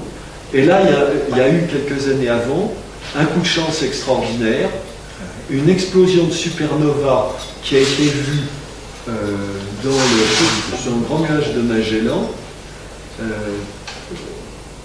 et tout de suite annoncé par l'observateur visuel qui a vu une étoile qu'il n'avait pas vue la veille au centre des télégrammes astronomiques de Cambridge dans le Massachusetts et qui est relayé partout. Et à cette époque-là, il y avait déjà des expériences de détection de neutrinos au Japon et aux États-Unis qui étaient capables de détecter des flux de neutrinos, et au lieu que ça prenne un mois d'en voir une dizaine ou une vingtaine, là, en quelques secondes, au Japon, une dizaine de neutrinos est détectée, et aussi dans une autre expérience aux États-Unis, c'est parfaitement cohérent avec la détection de la supernova. Donc là, la réalité se complète. Les neutrinos sont émis. On a montré que les neutrinos sont vraiment émis par une supernova. Alors maintenant, on se dit on va faire de l'astronomie des neutrinos, mais on sait qu'il faut des volumes énormes. Et construire artificiellement un détecteur qui fait 1000 tonnes, 10 000 tonnes, 100 000 tonnes ou 1 million de tonnes, non seulement c'est très cher, mais ça peut avoir un impact environnemental vraiment insupportable. Alors quoi faire? On sait que des tonnes d'eau, c'est bien. Où est-ce qu'on trouve des tonnes d'eau? Dans la mer. Donc l'idée ensuite a été de dire on va prendre un bout de la Méditerranée pour en faire le lieu d'une expérience. Et ça a été l'expérience, là j'ai pas d'image à vous montrer, ça a été une expérience très passionnante consistant à mettre des fils suspendus avec des bouées sur 500 mètres de haut, une vingtaine de fils, avec des détecteurs à différentes profondeurs, je crois 250 mètres, 500 mètres, 750 mètres, de façon à détecter ce rayonnement de Cherenkov émis par la réaction due à un ion. Le tout est à 2000 mètres sous l'eau. Hein. Et bien sous l'eau pour éviter les rayons cosmiques qui viennent par l'eau. Donc paradoxe, les neutrinos que l'on capte, c'est ceux qui ont traversé la Terre. Parce que ceux qui viendraient d'en haut, eh bien ils viendraient d'en haut en même temps que les rayons cosmiques et on n'arriverait pas à faire le tri entre le bon grain et l'ivraie pour prendre une expression unique. Ça, c'est une première expérience, et il y en a une deuxième qui relève de la même idée, qui, elle, est faite en Antarctique. Parce qu'en Antarctique, il y a au moins 2 km d'épaisseur de glace. Et c'est une glace qui n'a aucune pollution chimique ou industrielle depuis des millions d'années. Et ce qu'il faut faire, c'est percer des trous dans la glace, là aussi sur des profondeurs de l'ordre du kilomètre, et capter des événements. Alors, c'est compliqué parce que dans l'Antarctique, il fait très froid. Je n'ai pas connaissance, au moment où je vous parle des résultats, je crois que l'expérience est incluse. Je ne crois pas qu'il y ait encore eu une grande publication. Pour l'expérience Antares en Méditerranée, les choses sont compliquées parce que dans la mer, il y a des animaux marins. Et dans ces animaux marins, il y a des animaux qui émettent eux-mêmes du rayonnement, genre l'équivalent des lucioles. Et donc, il a fallu rendre le programme interdisciplinaire et se dire, attention, il faudra faire la distinction entre les sources de lumière biologiques et puis le rayonnement que Cherenkov. Mais là, il y a le facteur temps qui intervient. Mais du coup, une fois qu'on a mis cette expérience en place, on pourra peut-être aussi faire des progrès dans la connaissance en biologie marine, ce qui n'était pas l'objectif premier. Mais comme l'investissement est lourd, le faire partager à des collègues qui ont d'autres intérêts est tout à fait intéressant. Donc voilà où nous en sommes. Par ailleurs, il y a des expériences qui sont faites auprès du réacteur nucléaire de Chooz, c'est H-O-O-Z, près de la frontière belge, enfin dans la pointe de Givet, pour voir le fait qu'en sortie de réacteur, les neutrinos qui sortent sous forme de neutrinos de l'électron ont changé de nature par cet effet d'oscillation au bout de quelques temps, en allant depuis le réacteur jusqu'à un détecteur placé l'un à 500 mètres et un autre à 1,5 km et 2 km. Et on a acquis quelques données. Mais il faut avoir différentes longueurs. D'où l'autre expérience dont j'ai parlé au déjeuner avec quelques-uns d'entre vous, l'expérience Opéra, qui a défrayé la chronique, puisque le chef de file de l'expérience avait annoncé que la vitesse de propagation des neutrinos semblait supérieure à celle de la lumière. Alors, ça a été une erreur très médiatisée. Faire de la physique avec les neutrinos, c'est difficile parce que ça n'est jamais le neutrino qu'on voit. Je vous ai montré, ce que l'on voit, c'est d'une part 2 rayons gamma dans la première détection, 2 rayons gamma liés à l'annihilation électron positif et électron négatif, 2 rayons gamma liés à la réaction d'un neutrino avec un canion, mais ça n'est pas directement le neutrino que l'on voit. Dans l'expérience Opéra, qui a donné ce résultat qui s'est avéré faux, la même chose, c'était indirect. Donc se tromper est facile, la science progresse par essai-erreur, il garderait bien de les critiquer. Ils ont été critiqués par des membres de leur propre équipe. Ils ont corrigé leurs résultats. Il y avait quelque chose qui avait été mal calibré, c'était de l'électronique, je crois. Mais c'est une expérience dans laquelle, au lieu de parcourir 500 mètres ou 1,5 km entre le réacteur et le détecteur, les neutrinos parcourent 700 km entre le CERN et puis le tunnel du Grand Sasso. La différence avec le voyageur humain, c'est que les neutrinos dont on parle, ils ont voyagé strictement en ligne droite. Ils ne s'embarrassent pas de passer par la surface de la Terre, parce que rien ne va courber leur trajectoire. Ceux qui partent tangentiellement à la surface de la Terre, ils partent dans l'espace, ils sont perdus. Ceux qui atteignent le grand Sasso, ils ont voyagé dans la profondeur de la Terre, sous les montagnes, sans la moindre difficulté. Mais un certain nombre d'entre eux seront passés à l'état de neutrinos du muon, d'autres seront passés à l'état de neutrinos du tau, et peut-être que certains auront fait le double ou triple passage. Toujours est-il que les vitesses de conversion entre les trois espèces ne sont toujours pas tout à fait bien connues, il manque quelques pièces du puzzle, et d'autre part, ce qui reste inconnu au moment où je vous parle, ce sont les masses des neutrinos. Tout ce qui est connu, ce sont des limites de masse supérieures des neutrinos. Alors en physique des particules, quand on parle de la masse, on l'exprime souvent en millions ou milliards d'électronvolts, et sous-entendu, on divise par le carré de la vitesse de la lumière à cause de l'équation E égale mc2. Donc on parle de particules qui ont une masse de tant d'électronvolts en divisant d'oublier par C2, et donc on dit l'électron, le neutrino associé à l'électron, il a une masse qui est au plus d'une fraction d'électronvolts, donc électronvolts divisé par C2, mais c'est une masse ridiculement faible. Aucune autre particule connue n'a une telle masse. Mais on sait qu'elle n'est pas nulle, parce que les théoriciens disent que si les masses des neutrinos étaient nulles, alors l'interconversion entre les trois sortes de neutrinos serait impossible. Et pour compliquer le tout, parce qu'avec les neutrinos, décidément, rien n'est simple, Thierry Lasserre, au centre de Saclay, et quelques-uns de ses collègues, pensent qu'il y a une quatrième sorte de neutrinos qu'il appelle neutrinos stériles, mais comme il y a des astrophysiciens qui ont dit que les résultats de cosmologie permettaient qu'il y ait 3 neutrinos et pas 4, il est possible que le quatrième neutrino soit mal nommé et n'obéisse pas bien à la physique de neutrinos. Mais vous voyez que la physique de neutrinos, elle est en devenir. On connaît un pan de Lisberg après avoir déjà englouti 400 000 tonnes de 400 000 litres de perchloréthylène, 30 tonnes de gallium, 50 000 tonnes dans un réservoir d'eau légère, des milliers de détecteurs, plus un millier de tonnes d'eau lourde, qu'on en est maintenant vers les millions de tonnes pour l'expérience Antares en Méditerranée ou Ice Cube ailleurs, je me hasarde à une prédiction, des nouvelles aventures attendent les amateurs de neutrinos, mais chaque étape de la suite demandera une bonne décennie parce qu'il ne faudra pas assembler 1 kilo d'or ou 3 kilos de platine, mais des masses beaucoup plus grandes d'équipements avec beaucoup de matière grise aussi.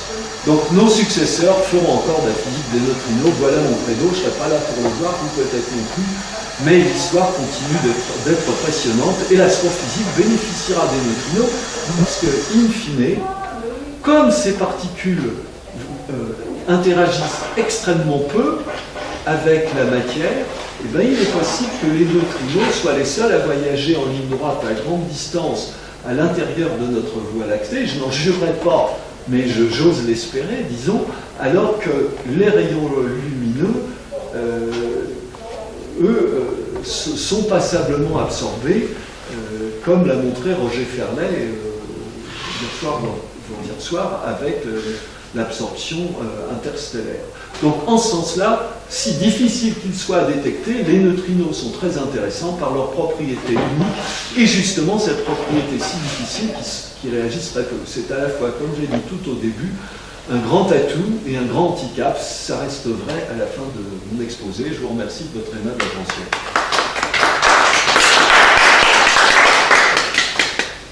Est-ce qu'on a été faire le rapprochement entre matière noire et neutrinos? Je n'ai pas entendu qu'on ait dit la matière noire pourrait être faite de neutrinos. Il y a une bonne raison à ça. C'est que je vous ai dit la limite supérieure de la masse du neutrino électronique et d'une fraction d'électronvolts, et la limite supérieure des masses des autres, c'est quelques électronvolts ou quelques dizaines d'électronvolts, mais les masses elles-mêmes, on n'a même pas de limite inférieure à la masse des neutrinos. Et c'est là que le bas blesse. Il y a vraiment une part d'inconnu qui est trop grande. Tant qu'il y a cette part d'inconnu, ce genre de spéculation n'est pas tenable. La masse a été vraiment serrée, la bande supérieure. par rapport au moment de la conférence que vous avez fait il y a 3 ans. Non, les masses, les contraintes sur les masses n'ont pas été tellement récentes. Non, il faut attendre 8 ou 10 ans maintenant. Ah oui, il y a de l'espoir. Ou 4 ans, enfin c'est ça chiffre en même. Il y a une chose que vous avez pu signaler peut-être c'est ce que vous m'aviez donné, oui. la référence de la revue élémentaire du CERN. Ah, ouais. Ah oui. C'est un bel objet de culture. Non, c'est pas une revue du CERN, la revue élémentaire, c'est une revue de l'Institut National. Enfin, il y a des équipes qui travaillent aussi. Oui, voilà. Oui, si vous l'avez, oui. Parce qu'elle est encore téléchargeable, hein, il y a 8 numéros. Oui, bah, tout à fait. Elle est remarquablement intéressante. Je crois peut-être à des gens qui la connaissent. Élémentaire. IN2P3, vous cherchez. C'est fait par. Oui, elle est diffusée au laboratoire d'accélérateur linéaire. Tout à fait. Je voulais te demander, est-ce qu'il y a un rapport entre le boson de Higgs et puis la masse qu'on pourrait avoir dans les neutrinos? Je suis incapable de répondre. Non, c'est une question effectivement un peu bizarre. Mais... Et je n'ai pas fini de lire le livre de Ken Tanucci et de Michel Spiro que j'ai avec moi, mais par contre, je suis à ta disposition pour te montrer le livre, qui est très intéressant, mais il a 500 pages, j'en suis vers la page 300. Alors, une question beaucoup plus facile. Pourquoi, très tôt, on a su la différence entre un rayonnement et puis les particules? On a su très vite que les alpha, bêta, c'était pas... On parle de rayonnement alpha, de rayonnement bêta, alors qu'on savait très vite que c'était des particules et non pas des rayonnements électromagnétiques. Alors c'est assez curieux qu'on ait gardé ça comme expression. Alors moi je vais vous demander pardon de faire une réponse à côté de la question parce que de façon précise à cette question, je ne sais pas la réponse. Mais par contre, j'ai réfléchi à une question connexe qui touche à l'astronomie. Et ce qui relie les deux, c'est le lien entre science et vocabulaire. Alors, pardon de répondre un peu à côté de la question, mais ça peut éclairer le débat. J'étais personnellement présent le 24 août 2006 dans l'immense amphi à Prague lors de l'Assemblée générale de l'Union astronomique internationale, au moment où les délégués qui étaient au nom de 1700, 1800, ont eu à voter sur la nouvelle définition des planètes. Et ils ont, à la majorité, contre une forte minorité très remontée d'Américains, une proposition pour que la définition des planètes change et que Pluton ne soit plus une planète, mais Pluton devenait une planète naine. Donc la résolution qui a été votée a dit les planètes vont de Mercure jusqu'à Neptune, point. Les planètes naines, ça commence avec Pluton et puis tout un tas d'autres astres. Les comètes et les astéroïdes étaient hors sujet. Et ça, c'était une résolution votée par des astronomes avec des arguments scientifiques qui venaient d'être exposés en séance et qui tenaient la route. Sauf que après, dans le grand amphithéâtre de l'Institut d'océanographique à Paris, lors d'une séance organisée par la Société astronomique de France, il y avait 4 ou 5 personnes sur l'estrade, dont Audouin Dollfus et Philippe de la Cotardière, où il était question de Pluton et de la nouvelle définition des planètes.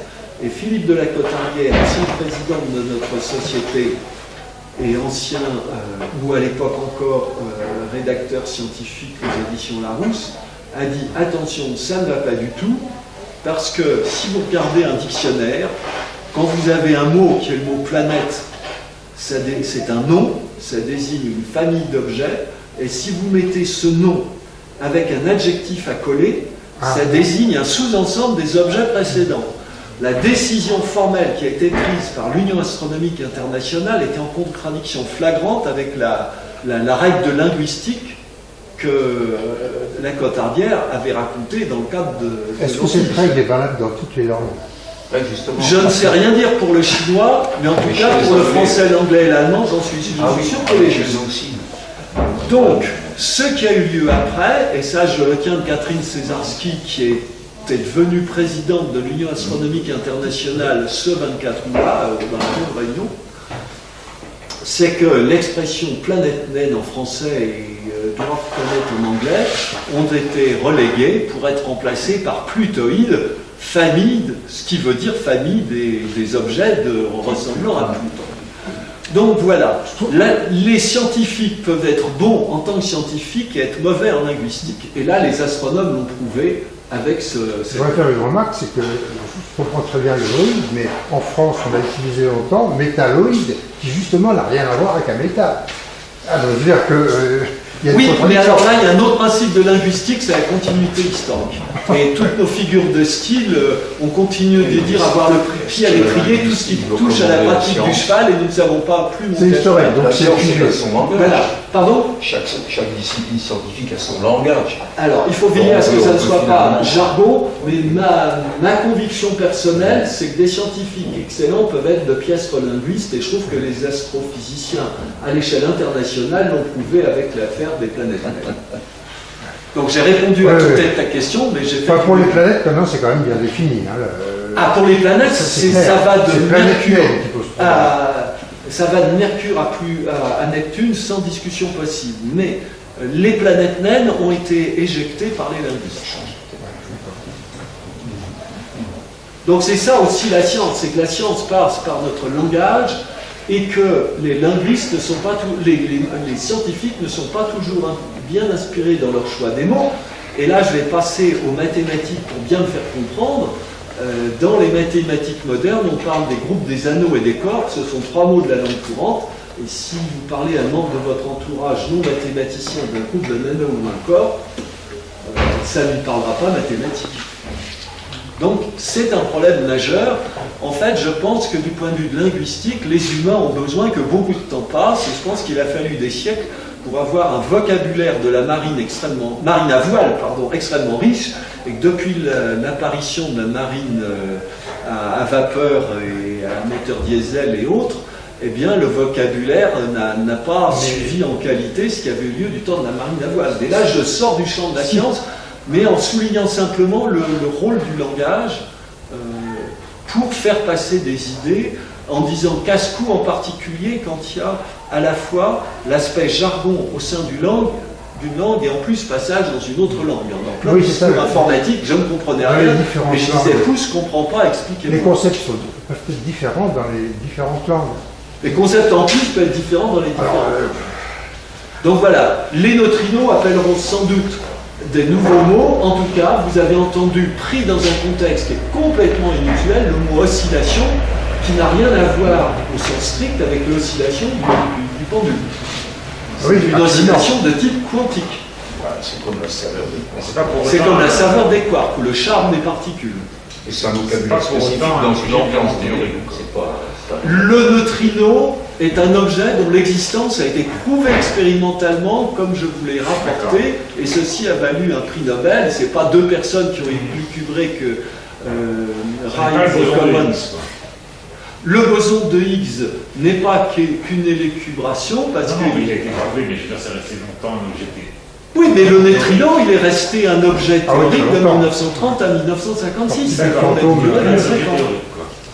Donc c'est pas du tout infamant pour un concept de ne rester qu'un concept. Pour une particule d'être une particule non démontrée, il y a des idées qui peuvent se révéler saines très longtemps après, mais dans le passé, il y a eu des tas de gens qui ont émis des idées, et ces idées ont été rejetées très longtemps. Et je commencerai par vous dire qu'au IVe siècle, peut-être 5e avant notre ère, Aristarque de Samos a eu l'idée que le Soleil était au centre et que la planète tournait autour, et selon certains, il aurait été condamné pour impiété.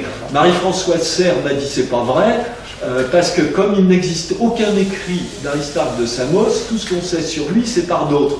Il y a plusieurs auteurs qui ont dû dire des choses plus ou moins contradictoires. Ça, je ne sais pas les détails. Mais en tout cas, moi, j'ai entendu dire qu'Aristarque avait été condamné pour impiété à cause de ça. Toujours est-il que maintenant, on ne discute pas que le Soleil est au centre, mais entre Aristarque et Copernic, il s'est passé beaucoup plus de temps entre l'hypothèse de Pauli et la découverte de Rives et Cowan. Donc voilà, vous pouvez regretter comme moi que nous ne vivions pas 1500 ans, parce que si nous étions nés à l'époque de Claude Ptolémée vers 100 après Jésus-Christ et mort en 1600, eh bien là, nous aurions vécu plus des 9/10 de notre vie dans le système de Ptolémée qui recevait des petits coups de canif, et puis découvert après le système de Copernic et les idées de Tycho Brahe et de Kepler, et nous aurions vu autre chose. Mais bon, la vie humaine n'a pas l'échelle qu'il faut. Elle est trop courte pour ça. De même, mais tant mieux pour nous, nous serons morts avant, que comme la Terre s'éloigne, la Lune s'éloigne de la Terre de 4000 mètres par an, nous ne verrons pas le temps où il n'y aura plus d'éclipse de Soleil ni de Lune, et encore moins le temps où la Lune sera tellement loin de la Terre que l'axe de rotation de la Terre fera n'importe quoi, et que la Terre sera invivable parce qu'il n'y aura pas de saison normale. C'est à une autre échelle de temps, tant mieux pour nous, nous serons morts longtemps avant.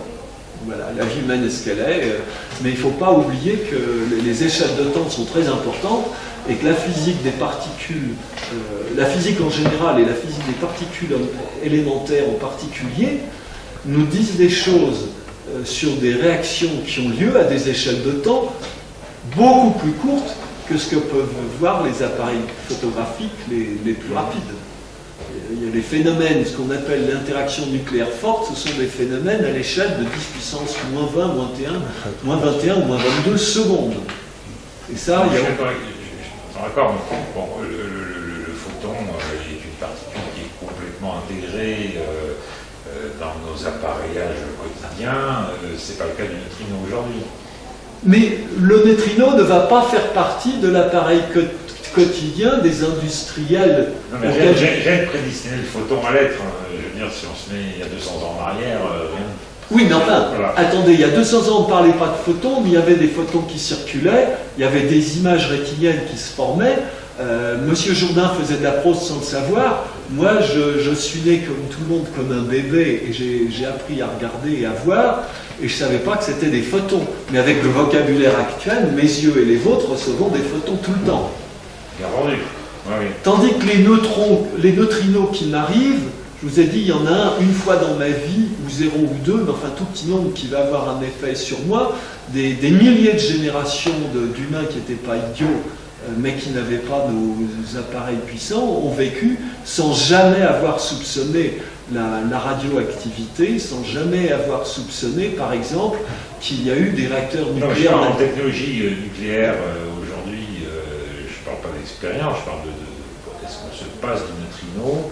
Est-ce qu'aujourd'hui, la physique appliquée se passe du neutrino ou La physique appliquée, pour l'essentiel, se passe parfaitement du neutrino. Par contre, il y a un domaine où le neutrino pourrait éventuellement rendre service. L'idée a été lancée. Il y a plusieurs idées qui ont été lancées. Il y en a une que j'ai entendue pour la première fois il y a 35 ans. Le conférencier américain, c'est aux États-Unis, voulait faire sourire et ouvrir son auditoire, il a bien réussi.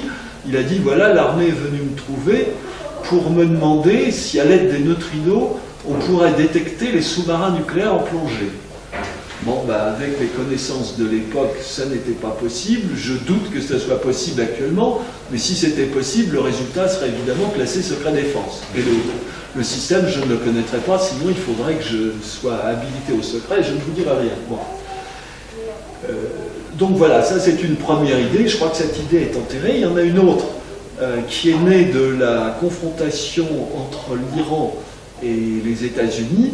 Ça serait l'idée de détecter ce qui se passe à l'intérieur des réacteurs nucléaires iraniens. Est-ce que dans ces réacteurs, il y a de l'uranium, du plutonium ou les deux? Et là, les neutrinos pourraient dire quelque chose.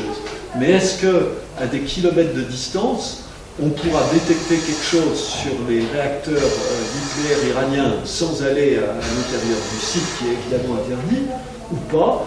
Et quels moyens faudra-t-il mettre? La question est posée depuis 10 ans, la réponse n'est toujours pas connue, parce que là encore, il faut des expériences préliminaires, mais chaque expérience préliminaire demande des moyens intellectuels, puis des moyens matériels considérables. Donc la réponse dans 10 ans. Je ne sais pas ce qui va se passer entre les États-Unis d'une part et l'Iran d'autre part, mais indépendamment de l'aspect politique, c'est une science qui va progresser, mais ma conviction, je ne prouve rien du tout, ma conviction c'est que ça va progresser. Mais est-ce qu'on n'a pas besoin du neutrino pour respecter les lois de conservation de l'énergie? Ah bah ça je l'ai dit. Oui, c'est-à-dire que C'est le raisonnement de départ. s'il n'y a pas ça, enfin on en a absolument besoin du neutrino, sinon l'énergie n'est pas conservée. Et Ah ben c'est à l'origine de l'idée de Fermi. Fermi, oui. C'était pour éviter de tomber C'est un peu comme dans la question de le guerre. travers qui a été celui de Niels Bohr, qui ne devait pas connaître le théorème de Noether. Une fois que c'est devenu un théorème, ça devenait C'est impératif. fondamental. Et on ne veut pas changer la loi, comme le disait Roger Fermi hier. C'est-à-dire, enfin pour la. Ah oui, sur oui, Moon, l'histoire de la théorie de monde, Ah, effectivement. de Non, il n'y refaire la a loi pas Newton. d'équivalent de la théorie de monde dans Pour l'affaire l'instant. de la Oui. réactivité bêta. Je pense que c'est pas prêt. Ça, c'est vraiment une affaire soldée. Les neutrinos, ils existent vraiment, même s'ils sont indétectables. Mais la physique, ce sont des prothèses. Mais je vais encore dire une phrase métaphorique de plus, à prendre avec des pincettes, bien sûr. Avec la physique, il faut des prothèses, mais avec les neutrinos, il faut des prothèses de prothèses. Et c'est ça qui fait que c'est vraiment bien. Alors, j'espère ne pas vous donner de mots de tête avec ma dernière expression. Ma question est peut-être naïve, hein, mais si on a besoin des neutrinos pour la conservation de l'énergie, et s'ils ont de masse très faible, il y a un petit hiatus là. Non. Le raisonnement ne va pas parce que les photons ont une masse nulle, néanmoins les photons ont de l'énergie. Ah oui. Il faut rappeler une équation de mécanique oui. quantique qui dit que le carré de l'énergie, c'est égal au carré de l'impulsion plus Oui. le carré de la masse que multiplie la puissance quatrième de la vitesse de la lumière. E2 égale P2 plus M2C4. Oui, c'est ça. Et dans le cas du photon, le M, la masse, c'est nul, le M2C4 disparaît, il reste E2 égale P2, impulsion. HC sur nu. Donc, Je crois que c'est HC sur nu. HC sur nu. Et dans le cas du neutrino, on ne connaît pas la masse, donc il y a les deux parties, mais le neutrino, il peut aussi avoir une masse importante. Et en fait, il y a quelque chose de beaucoup plus technique que je n'ai pas montré. C'est un j'ai pas ça dans mon présentation là. C'est un histogramme qui montre qu'à partir de la théorie de la production d'énergie au cœur des étoiles, la réaction de base, c'est proton plus proton donne deutérium, deutérium plus proton donne un hélium 3. J'ai montré juste quelques réactions, mais ensuite il y a d'autres réactions qui ont été vues avant la Seconde Guerre mondiale, où il y a une réaction de catalyse nucléaire, on peut dire, qui commence avec du carbone, qui utilise du carbone, qui aboutit à des aimants plus lourds et puis qui se redésintègre, mais le bilan global, c'est de produire de l'hélium à partir de protons, mais sans passer par l'étape deutérium. Et la pondération entre le mécanisme que j'ai montré et l'autre mécanisme dépend de la masse des étoiles.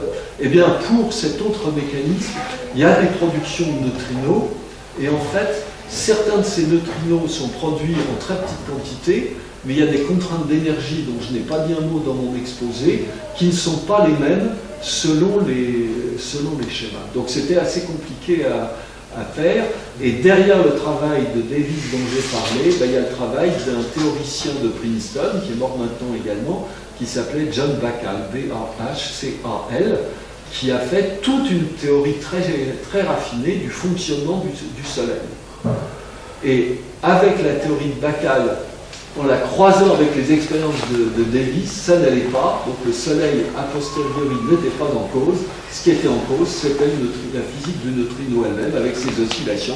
Et là, moi, je ne peux être qu'être admiratif du génie d'un Pontecorvo, qui a eu l'idée des oscillations en 1957, où rien n'indiquait que ça pouvait arriver. C'est tout simplement extraordinaire, pour moi. Voilà, Bon, à suivre. C'est une affaire à suivre, mais à faire suivre aussi par vos petits-enfants et arrière-petits-enfants avec Oui, ils en sauront la beaucoup vitesse plus que que nous. j'imagine Hein. pour l'avenir. Merci de votre attention. Merci. Est-ce que quelqu'un... À la fin.